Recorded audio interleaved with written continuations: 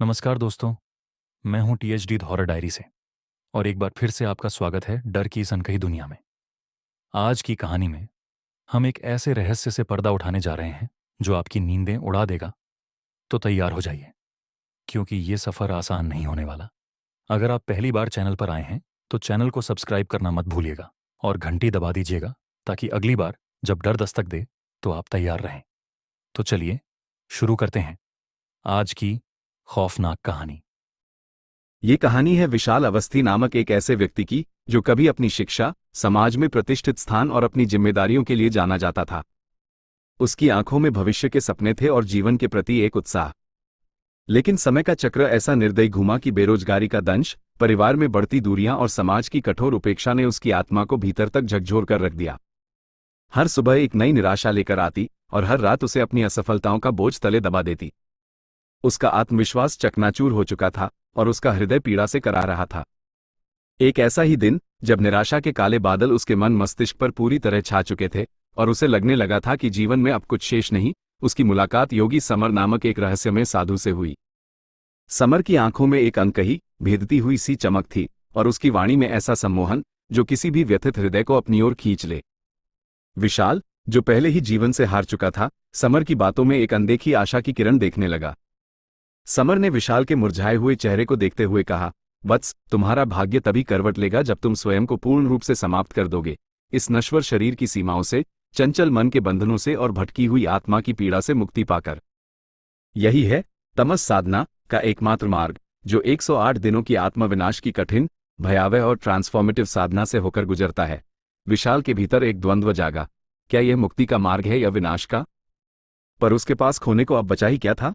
Summer उसे घने, अंधकार में जंगलों के बीचों बीच स्थित एक परित्यक्त, डरावने शमशान आश्रम में ले गया, जहां सदियों पुराना एक प्राचीन, रहस्यमयी रेखांकित मंडल मौजूद था, जिसे स्थानीय लोग भय और श्रद्धा से अघोर की आखिरी रेखा कहते थे।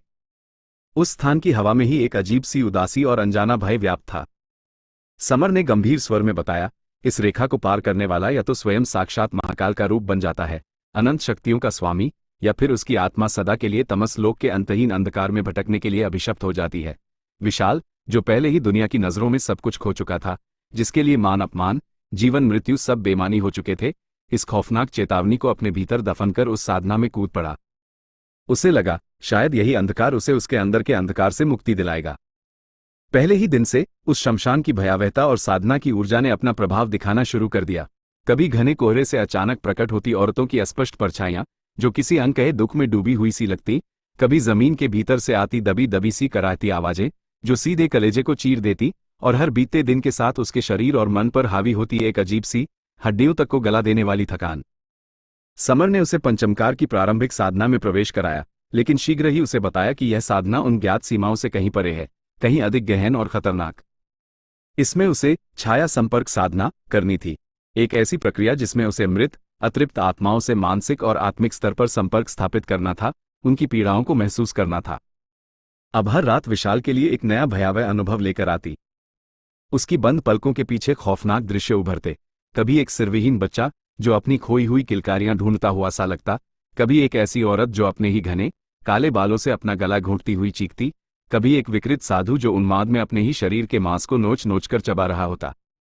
ये अंतहीन खौफनाक दृश्य उसकी मानसिक शांति को तिल तिल कर तोड़ने लगे, उसके धैर्य की परीक्षा लेने लगे। लेकिन विशाल पीछे हटने को तैयार नहीं था।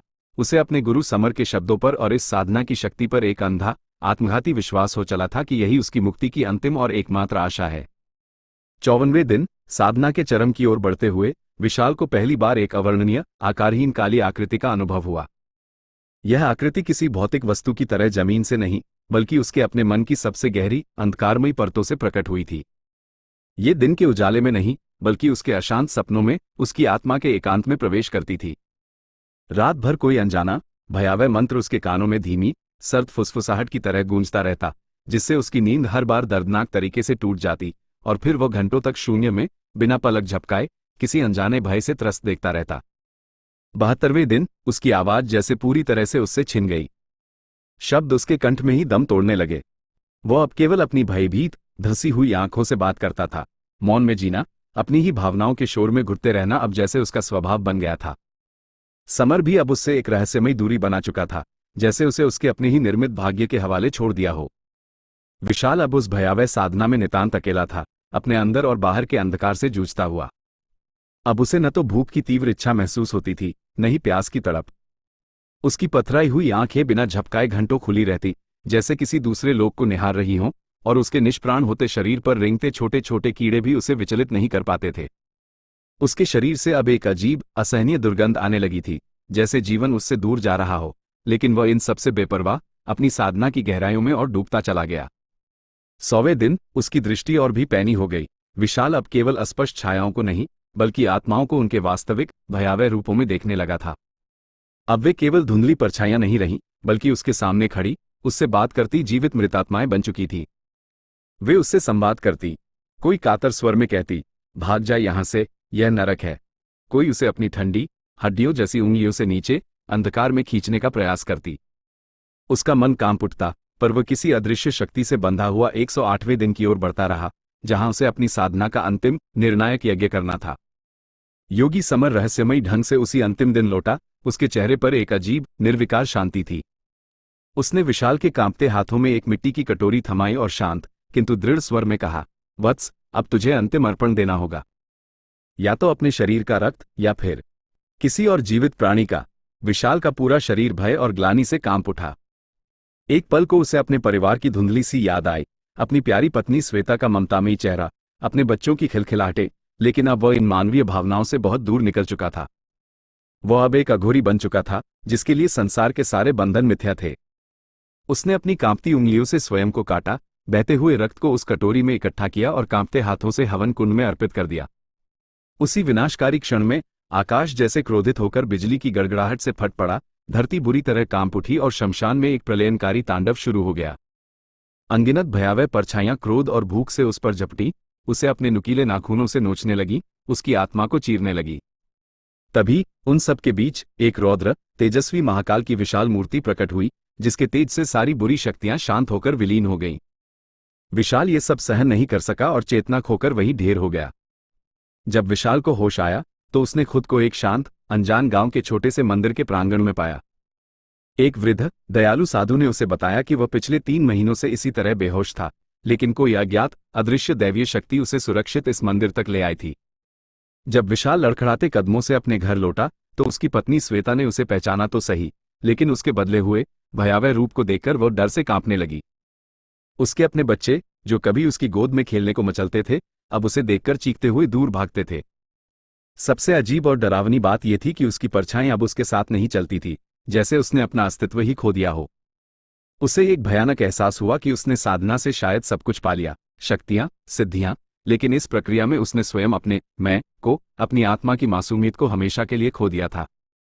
अब हर रात, जैसे ही घड़ी की सुइयां ठीक 12 पर मिलती, उसकी पत्थर हो चुकी आंखें अपने आप खुल जाती और वह एक बार फिर, ना चाहते हुए भी, उसी भयावह तमस मंडल में मानसिक और आत्मिक रूप से पहुंच जाता, भले ही उसका शरीर अपने घर में ही क्यों न हो। वह अब भी उसी अंतहीन साधना में फंसा हुआ था, जिससे मुक्ति की कोई राह नहीं थी। हर महाशिवरात्रि पर उसकी चेतना पूरी तरह से भटक जाती, और वह खुद को किसी वीराने में अधमरा, पीड़ा से तड़पता हुआ पाता। और यही थी उसकी उस अघोर, तमस साधना की अंतिम, क्रूर कीमत। उसने तथाकथित रूप से संसार की शक्तियों को तो पा लिया था, लेकिन अपने भीतर के आत्मिक प्रकाश को, अपनी मानवीय संवेदनाओं को हमेशा हमेशा के लिए खो दिया था। उसका जीवन अब एक अंतहीन, अंधकार में यात्रा बन चुका था।